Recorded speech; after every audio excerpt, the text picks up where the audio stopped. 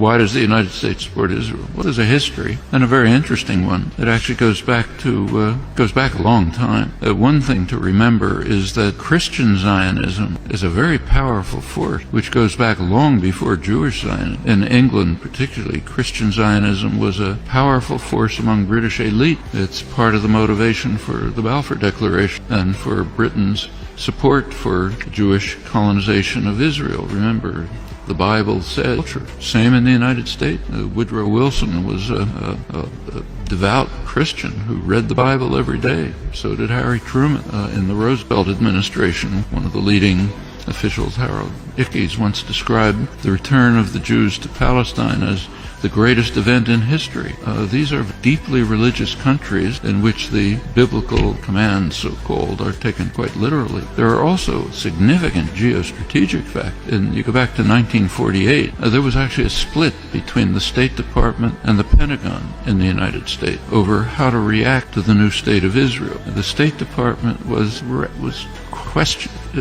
not committed strongly to Israeli conquest, the establishment of the state, and was concerned about the refugee. It wanted an implementation of the refugee problem. The Pentagon, on the other hand, was very impressed with Israel's military potential. The Israeli military success, if you look back at the internal record, declassified, the Joint Chiefs of Staff described Israel as the second largest military force in the region after Turkey, and a potential base for U.S. power in the region. That continued. Can't run through the whole record, but in 1958, when there was a serious crisis in the region, Israel was the only state that strongly cooperated with Britain and the United States, and it won plenty of support from the governments and the military for that reason. 1967 is when the current relations with Israel were pretty much established. Israel performed a major service to the United States by destroying a secular Arab nationalism, a major enemy of the United States, and supporting radical Islam, which the U.S. supported. And it continues